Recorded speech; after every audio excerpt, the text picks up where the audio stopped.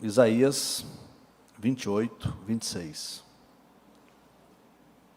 A todos que nos visitam nesta noite, são bem-vindos, você, sua família que estão aqui, tá? Deus abençoe vocês. É sempre um prazer recebê-los aqui em um dos nossos cultos, tá joia? Lorena, que bom, Loreninha. O vaso que está aí do lado da Lorena, bem-vindo. Que bênção. 28, 26. Isaías 28, verso 26. O seu Deus o instrui e lhe ensina o caminho. Você pode dizer comigo: o meu Deus me instrui e me ensina o caminho. A coruja da neve, não sei se você sabe, ela tem uma audição fantástica. Ela consegue ouvir movimentos de um rato a 45 centímetros de profundidade na neve. E com isto, ela pega esse rato sem vê-lo. Apenas com a capacidade que ela tem de ouvir a longas distâncias. E é fato, e é lógico, que com isto ela sobrevive, né? Na neve. Um dos órgãos que menos nós desenvolvemos é a nossa audição. E por isso nós vivemos enrolado e complicado. E por isso, na maioria das vezes, a gente tem sérios problemas. Né? Porque a gente não consegue escutar. Na verdade, até ouvir a gente ouve. A gente não consegue escutar. E quando o escutar é diferente. Escutar é você dar ouvido, é você entender e obedecer. Ouvir é inato a quase todos os seres humanos, exceto aqueles que têm alguma deficiência. Mas escutar é diferente. Escutar é uma decisão que você tem. Então, para nós, isso é importante. Eu quero falar com vocês essa noite sobre o que dirige a sua vida. Porque quem te controla, é uma pergunta que eu te faço. Quem é que te controla? Quem é que te direciona? Isso é muito importante, sabia? Por quê? Porque quem controla a sua vida, controla o seu destino, controla a sua história, controla os resultados da sua vida. Tudo que tem domínio sobre você, passa a ser dono de você. Por isso nós precisamos estar atentos quanto a isso. Sabe? Porque tudo que passa a ter domínio sobre nós, passa a ser nosso dono. E dentro disso aqui, eu coloquei algumas coisas. É lógico, tem centenas de coisas, mas eu coloquei algumas coisas que ao longo desses anos de ministério eu tenho ouvido, né, e tenho acompanhado. Por exemplo, muitos são dirigidos ou controlados pela culpa, sabia? Você precisa ser muito cuidadoso para que no decorrer da sua trajetória de vida, alguns acidentes e incidentes que, em via de regra, acontecem conosco, você passa a ser dominado ou controlado pela culpa. Porque se você permite isso, você está fadado ao fracasso. Pessoas dirigidas pela culpa são manipuladas por suas lembranças. Não é verdade? Todas as pessoas que são dirigidas ou controladas pela culpa, elas são manipuladas pelas suas lembranças. E olha, somos resultado do nosso passado. Isso é fato. Mas uma coisa você precisa saber que é muito importante. Mas não temos que ser prisioneiro dele. Sabia? Não temos. Quer dizer, hoje você está na condição que você está, baseado em quê? Baseado no ontem. Você tem o peso que você tem, baseado no ontem. Alguns problemas que nós enfrentamos de natureza, seja ela familiar, financeiro, espiritual, resultado de ontem, mas você precisa de colocar isso na sua cabeça. Você, embora seja resultado do ontem, você não precisa ser prisioneiro dele. Você pode sair, certo? Não tem como nós mudar o passado, mas nós podemos melhorar o futuro. Isso é importante para nós. E o propósito de Deus não é restringido pelo seu passado. Isso para nós é uma excelente notícia, né? Então grava isso. O propósito de Deus não é restringido em função do meu passado, né? O SPC é diferente, o Serasa é diferente. Então isso é muito importante. Deus, para te abençoar, Ele não consulta o seu passado. É uma outra notícia maravilhosa. Quem eu fui, não importa. O que importa é quem eu serei. De onde eu vim, não importa. O que importa é para onde eu vou. Certo? Quem eu era, não importa. Então essas coisas para nós é importante, porque o escritor dos Hebreus diz o seguinte, em 10:17, jamais me lembrarei dos seus pecados. Quem é que faz você lembrar dos seus pecados? O diabo, e às vezes a sua insistência, de ficar lembrando de coisas que Deus já esqueceu. De repente você está dizendo para Deus, Senhor, olha aqui minha situação, eu torerei para... Deus fala, o quê? O que é isso? Não sei, não estou sabendo. Porque se Ele diz que jamais me lembrarei dos seus pecados, significa que os seus pecados, Ele já jogou no mar do esquecimento. Se Ele já jogou no mar do esquecimento, Deus não é aquela pessoa que faz alguma coisa para você e fica atacando a sua cara de vez em quando. Deus não age assim. Então, primeira coisa, certo? O que dirige a sua vida? Você pode ser dirigido pela sua culpa. Porque, irmãos, no decorrer da nossa vida, existem acidentes. Sabia? Acidentes que nós provocamos, acidentes que invariavelmente acontecem conosco, independente de você provocar ou não. São as peripécias da vida, são as surpresas da vida. Não há nada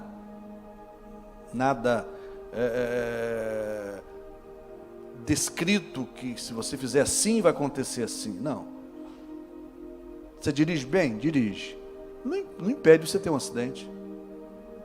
Não impede alguém bater em você.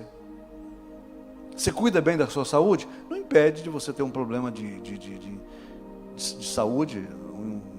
Quantas pessoas que eu conheço, amigos que eu tive e tenho, que são atletas e os caras morreram do coração. Fartaram, bum. Já conheço uns camaradas aí que é formoso, o coração está lá, trabalhando cansado, mas está lá. Então a vida tem essas coisas, essas nuances, que a gente não sabe entender muito bem. Agora, existem coisas que marcam a nossa vida, mas isso não pode tornar você prisioneiro disto. Não pode. Você não pode aceitar. Se você aceitar, você perde a beleza da vida, que é conhecer um Deus que é perdoador, né?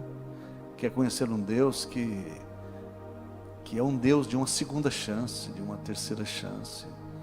É um Deus que quando Pedro nega Jesus, e o galo canta, né?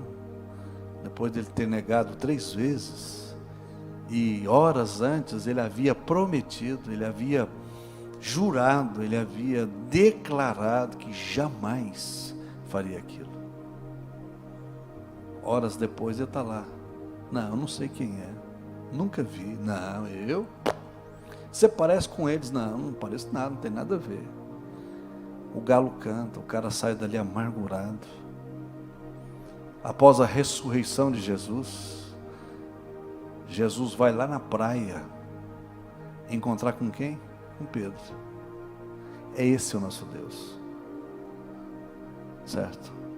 É esse o nosso Deus. É esse o Deus que nós conhecemos, que Ele reconhece as nossas fragilidades, as nossas fraquezas. Ele reconhece que às vezes a gente fala muita besteira, que não deveria falar, mas Ele entende tudo isso. Ele compreende. Ele sabe que às vezes a gente promete coisas que a gente não vai cumprir mesmo. Tudo é daqui para fora. É aquele súbito que a gente tem, ímpeto que às vezes a gente tem, e a gente não faz, não cumpre, não obedece. Mas Ele entende tudo isso aí. E vai trabalhando conosco, né?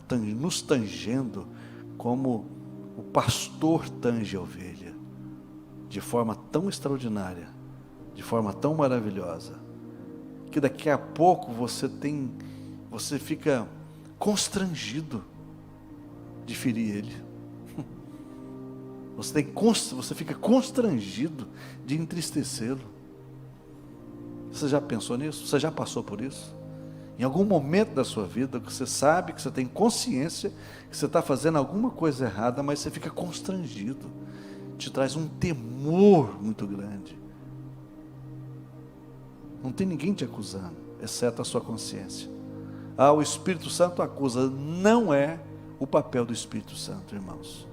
Talvez você aprendeu errado ou ouviu errado. Não é o papel do Espírito Santo acusar. Quem te acusa é a sua consciência. O papel do Espírito Santo é consolar, é confortar, é ensinar, é instruir. Esse é o papel dele. Então não sei, você tem sido dominado, dirigido pela culpa? Acontece, irmãos, acidentes na nossa vida. Acontece coisas que invariavelmente você não gostaria, né, que acontecesse. Mas aconteceu. E aí? E aí? É um negócio errado? É uma família que deu errado? Enfim, alguma coisa. Você precisa ser cuidadoso. Outra coisa, muitos são dirigidos pelo rancor, pelo ódio. O rancor e o ódio sempre machuca mais a você do que a pessoa que trouxe tal ofensa. Eu nunca vi ninguém que é portador desses sentimentos que tem paz. Eu nunca conheci ninguém. Todas as pessoas que, em via de regra, são rancorosos ou emprestou seu coração para o ódio, essas pessoas vivem doentes. Elas adoecem. São pessoas machucadas, são pessoas feridas, são parecendo aqueles bichos que você até quer tentar segurar, abraçar, mas não dá certo. É um negócio muito estranho. Então, cuidado. Alan Sachs, esse cara diz o seguinte: a morte é mais universal que a vida. Todo mundo morre, mas nem todo mundo vive. Sabia? Talvez você está aqui de corpo presente, mas por que você não vive? Porque você está vivendo a vida do outro. Por que ainda você não teve um encontro real com Deus? Por que de repente ainda você não foi abençoado pelo Senhor? Porque você está fora de si. Você não está vivendo a sua vida, você está vivendo a vida do outro. Então Deus não pode abençoar você, você está fora. A bênção não chega. Mas por quê? Porque você está vivendo a vida do outro. Sai dessa. Cai fora. Outra coisa, a cada tic-tac do relógio, um momento da vida fica para trás. Você recupera dinheiro, irmãos. Você recupera até saúde, sabia? Eu passei aí, 10 anos com que eu treco lá, como é que fala? Tem um triglicérides, tem outro, como é que chama o outro? Da gordura. Colesterol, 240, 448, 249,5. Que tribulação, varão. Entrei num processozinho, remédio, o bicho desceu. Fui lá no Dr. João Marcelo, que é cardiologista nosso aqui dessa igreja, falei assim, pastor, que coisa tremenda. Eu falei assim, eu sei o que eu passei. Você recupera até a saúde, mas tempo, nunca mais. Já era. O ontem passou. Amanhã não nos pertence. Então, viva hoje. Você sofre pelo passado, o passado te escraviza, te machuca, e você ainda vive desesperado pelo amanhã que não existe. Então, você percebe que o passado te escraviza, o futuro te traz ansiedade, e você esquece de viver o presente, que é o que Deus separou para você, foi hoje. Amanhã é outra coisa, amanhã é outra coisa. Então aprenda a viver o hoje, desfruta do hoje. Outra coisa, precisamos liberar os nossos ofensores, deixá-los ir. Você nunca perdoará alguém mais do que Deus tem perdoado você. Ou você acha que você é mais forte, ou mais poderoso, ou mais generoso que Deus? Não. Eu te pergunto, talvez você possa dizer, você não conhece a minha história, você não sabe o que fulano, Beltrano fez comigo. Mas você também não sabe o quanto de males você já fez para outros. Será que você fez menos mal e fizeram mais mal para você? Eu garanto para você que não. Você já imaginou quantas besteiras que você já fez e que Deus te perdoou? Isso aqui, irmãos, é um trem mais louco do planeta. Dentro desse treco aqui, ó, passa tanta coisa em frações de segundo que você não tem ideia. O cara vai do céu ao inferno. O cara sai da santidade e vai lá pro... Você sabe. Tudo em frações de segundos. Quantas e quantas vezes você já feriu Deus na sua mente? Eu te pergunto, será que você foi mais machucado do que machucou? Você tem que pensar nisso. Sabe?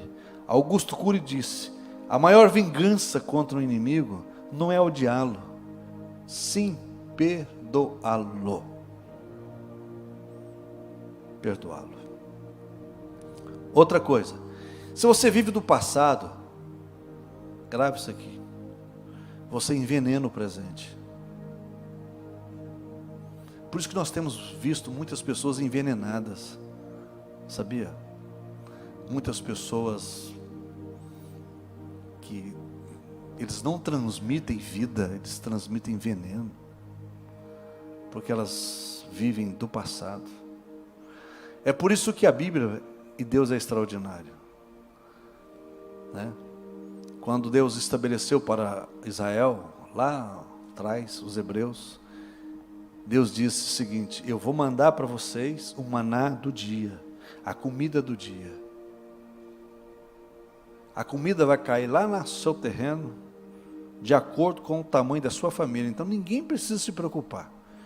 Eu sei quem é os comilões e quem não são, né? Porque tem uns cabras que é bom. Tem esse rapaz aqui, o dono desse buffet aqui de frente.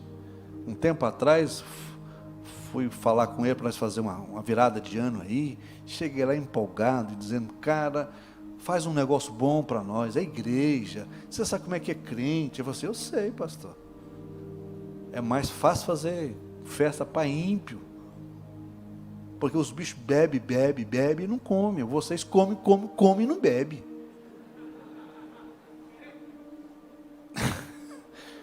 Aí eu pensei, fiquei chateado na hora, né? Mas falei, esse cara está certo, nós temos que cobrar mais caro de vocês.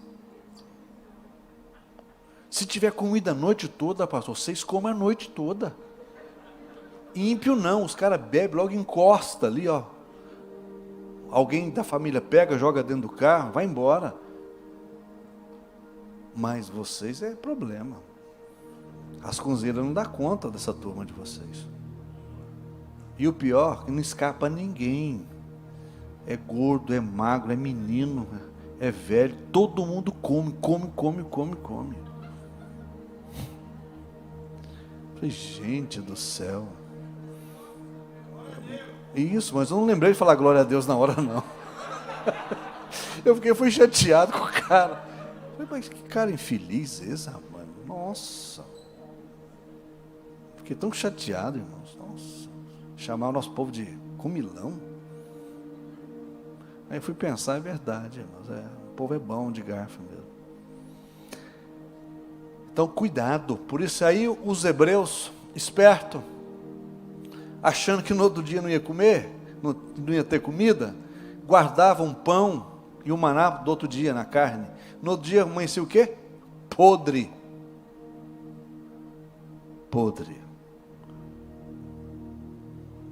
Por isso que você precisa de entender isso. Se você vive do passado, você envenena o presente. Você sabe por que você às vezes está doente? Sente dores para tudo quanto é lado. Sabe por que você talvez não tem paz? Por causa disso, irmãos. Você está envenenado. Completamente envenenado. Melhora isso. Outra coisa. Muitos são dirigidos pelo orgulho. Complicado, hein? Não admitir que você precisa de ajuda, isso é orgulho puro. É o que mais tem, é isso, irmãos. A gente vê nas próprias crianças. Menino, você vai tentar ajudar o menino. Não quer não. Pirralho, o que você sabe da vida? Então nós precisamos entender isso. E aí você vai ver uma enormidade de pessoas completamente machucadas, destruídas, porque elas não conseguem abrir o coração, elas não conseguem dizer, olha, eu não estou bem. Se você for ver, Jesus fala sobre níveis de relacionamento. Ele tinha 70, tinha 12, tinha 3 e tinha 1. Para os 3, Jesus falava tudo. Para um, que era o João, Jesus desnudava a sua alma. Nós, seres humanos, temos necessidade disto. Se você não entende isso, se você diz, olha, não tem ninguém capaz de me ouvir, isso chama-se orgulho. Lamento. Você vai continuar doente. Muito doente. Mas quando você consegue entender que você precisa de ajuda, que nós temos necessidade disto, de alguém para nos ajudar, alguém para dizer, ei, calma. Você vai ver que você vai viver muito mais. Não, mas esse é o meu jeito. Lamento, mas não é o jeito que Deus tem para nós. Se fosse, era fácil, irmãos.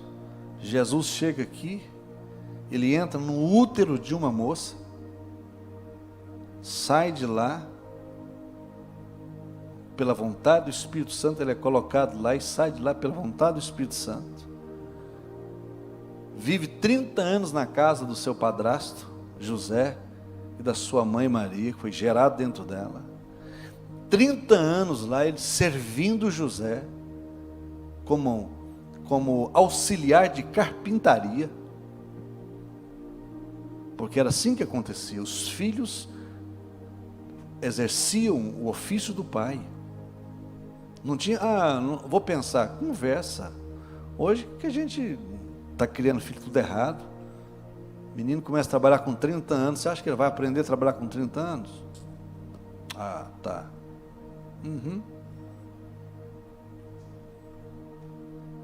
E ainda nós temos uma legislação que traz mais dano, porque com 12 anos, com 13 anos, eu era servente de pedreiro aqui na Vila Nova.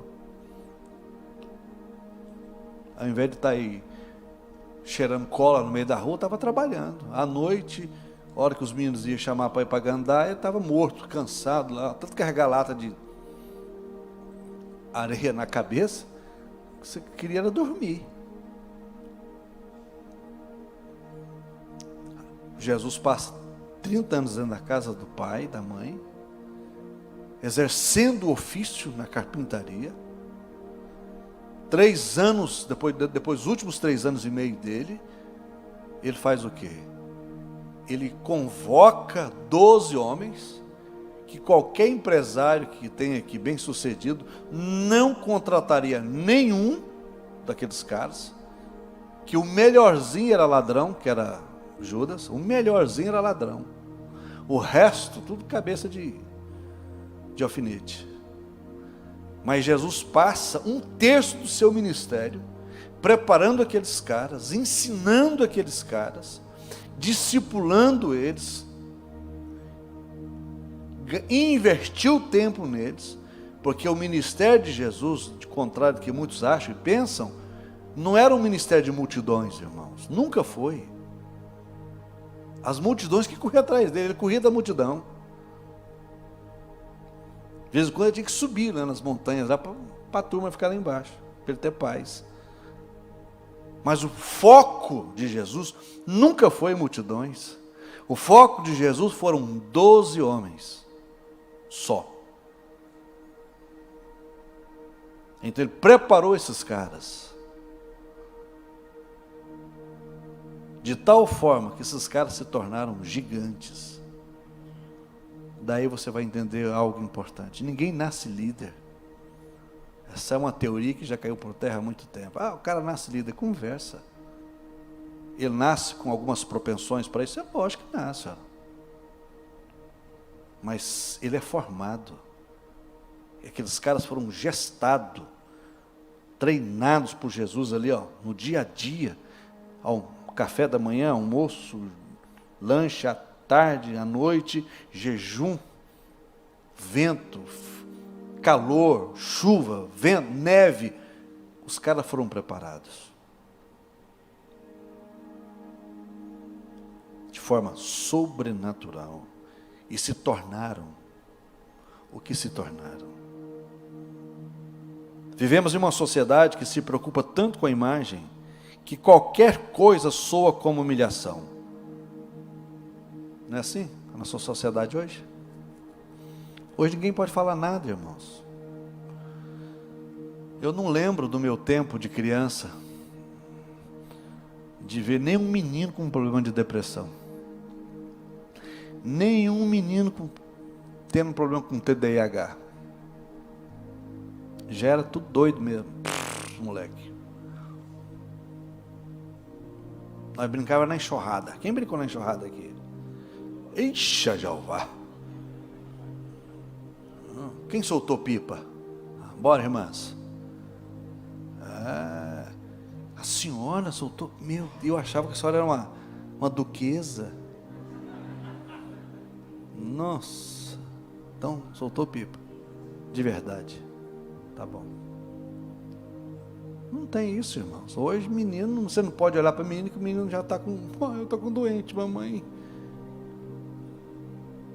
Bullying. Bullying hoje é doença. No meu tempo, era a coisa mais tremenda, irmão. Olha o nariz dele, o narigão. Olha o narigão. Olha o zoiudo. Eu tinha um irmão que era os olhos bugalhados, o outro era curiango. Eu era cara de ralo, porque tinha tanta espinha. Ralo. E a minha tia, perturbada, diz: Joãozinho, vamos resolver esse problema. Vamos passar pasta de dente, Colgate.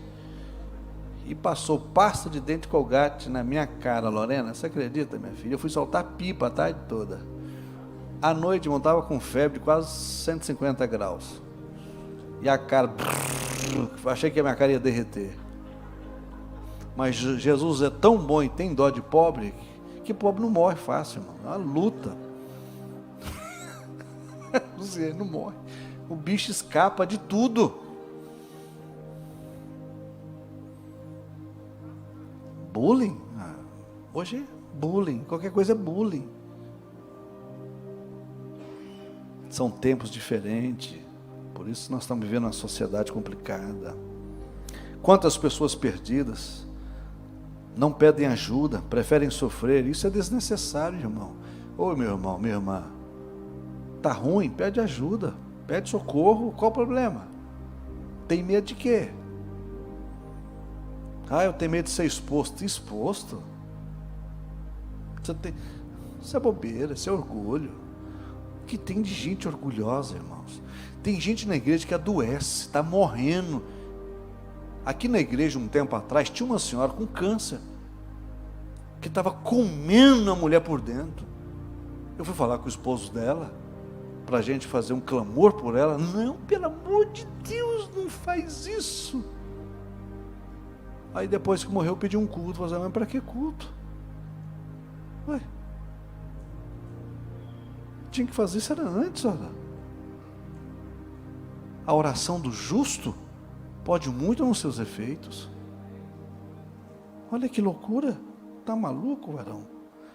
E com isso, às vezes, você precisa de uma dose maior de dor, tribulação, até que você entenda que pedir ajuda faz parte.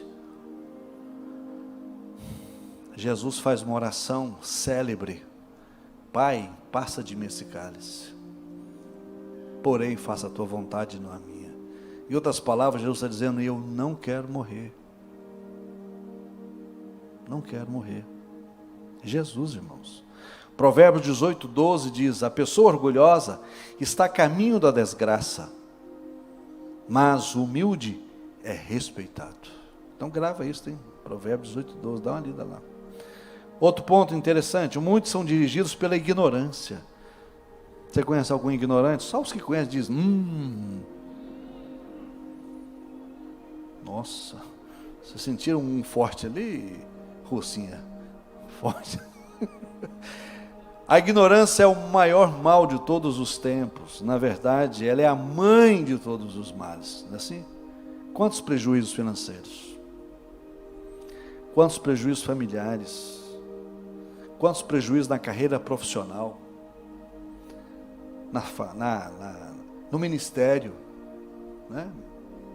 Ignorância. Não, eu sou o cara, esse pastor está ficando de cabeça branca, não dá não, vou arrumar uma igreja, vou abrir igreja para mim. Prejuízo na vida espiritual, perda de amigos, empregos, famílias destruídas. Por que não? Imagina, quantas mortes desnecessárias. Tudo por causa de ignorância. Quantos casamentos maravilhosos foram para o brejo. Quantas pessoas morreram? Esses dias atrás, eu pasmei, mas eu estava ouvindo isso, um cara que eu conheço há muito tempo, crente, fala em língua, profetiza, tinha visão. O cara pegou Covid, Covid pegou ele, né? Pegou ele e aí a turma juntou lá para levá-lo para o hospital, para tomar hidroxicloroquina, essas coisas todas que o nosso presidente está falando desde o ano passado, e aí tem uns malucos aí que, então vai. E o cara, não toma esse negócio, não toma ivermectina, não toma hidroxicloroquina, não tomo nada disso. Até que uma semana apenas, quando internaram o cara não aguentou, morreu. E ele estava numa condição muito boa, deixou uma esposa, 3 filhos, escadinha, ignorância.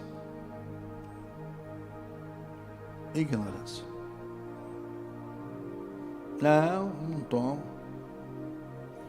E finalizando, muitos são dirigidos pelo medo. Nós estamos vivendo isso aí, né, gente? A pandemia do medo. Grave o que eu vou dizer para você, presta atenção. O medo é um espírito. Não esqueça disso. O medo é um espírito. Ou você tem domínio sobre ele, ou ele vai dominar você. De duas, uma. Sabia? Quantas pessoas estão apavoradas? assustadas, amedrontadas. Eu estava num determinado lugar esses dias atrás que eu fiquei com dó de uma dona que estava lá. Ela gastou acho que meia garrafa de álcool em 5 minutos. E não bebeu nada não, hein? Nem cheirou. Só de lavar as mãos. E eu cheguei em casa, falei, assustado. Falei, meu Deus do céu. Comecei a passar álcool na mão também. Passei no braço, passei no cabelo. Quase que eu tomei, mas tomei não. Medo. Medo é um espírito. Ou você tem domínio sobre ele, ou ele tem domínio sobre você. É você que escolhe. Então você precisa estar atento com isso. Medo de fazer negócio, medo de morrer, com coisa que vai resolver, né? Estou com medo de morrer. Vai resolver o quê? Eu conheço homens que têm medo de casar. E uns caras até ajeitados só. Falei, meu Deus. As moças aí batendo cabeça em oração, clamando de madrugada, e os caras com medo. Sai espírito de medo. Entrou um casal ali, ó. Eu falei, e aí, vaso? O cara já mostrou uma argola desse tamanho no dedo, de noivo. Tá aí, ó. Um amigo aí que eu tenho. Eu falei, acelera, meu filho. Põe marcha nesse negócio aí. Que a dona é grandona, bonita. Se você perder, já era. Medo de fazer negócio, medo de tomar uma posição, medo de elevador, medo de avião, coisa que... Medo. Medo de pegar a Covid. Meu filho, faça a sua parte apenas, cuide-se. E clama pelo sangue. Ora ao Senhor. E vamos viver a vida. Vamos viver a vida. Vamos viver o melhor de Deus. Esse um ano, de março para cá, se vocês verem, a estatística de suicídio na Europa quadriplicou.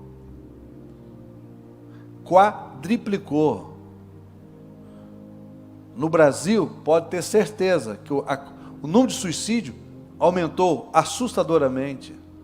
O número de feminicídio, o número de problemas familiares, que o povo não aprendeu a viver perto um do outro, irmãos. Então quero finalizar essa palavra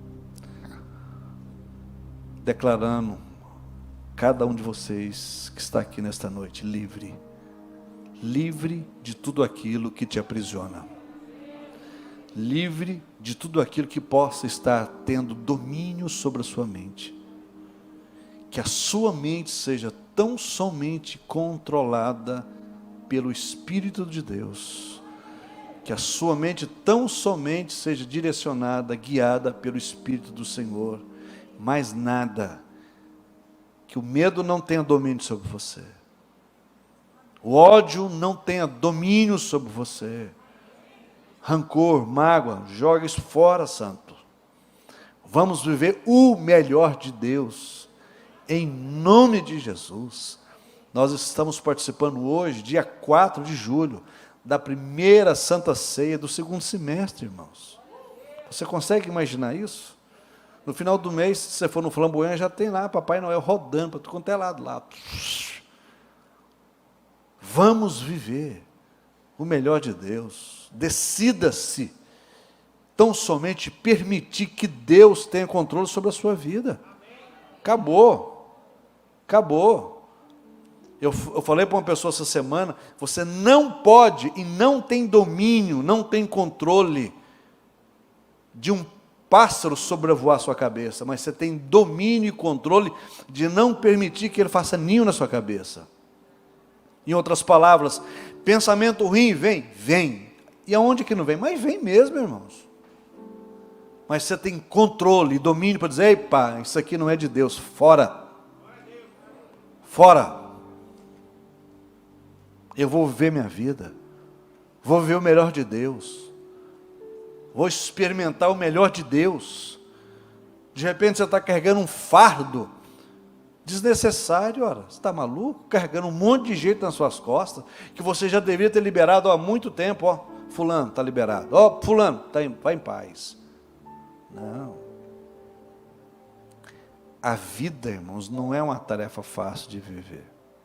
Então dá uma melhorada. Para que você ficar carregando peso? Sabia? Use todas essas pedras que já jogaram sobre você como travesseiro, para você descansar. Usa essas cicatrizes que fizeram em você como uma oportunidade de você tornar-se uma pessoa melhor. Aleluias. Vamos nos colocar de pé.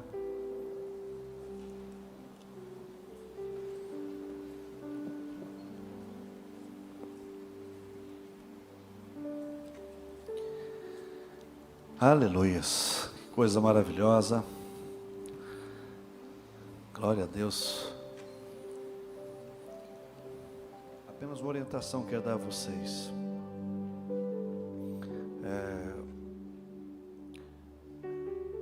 Quando o anjo da morte foi passar no Egito,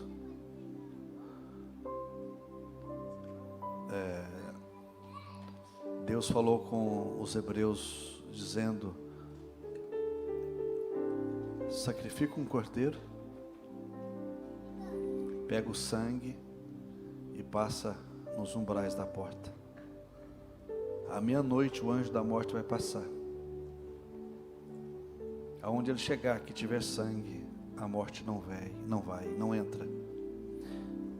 Então eu dei uma orientação para o nosso povo hoje. Por favor,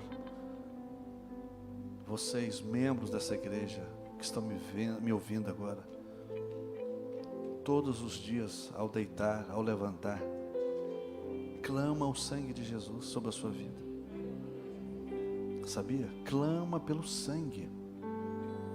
Peça que o sangue de Jesus cubra a sua casa, cubra a sua família, seus filhos, cubra você,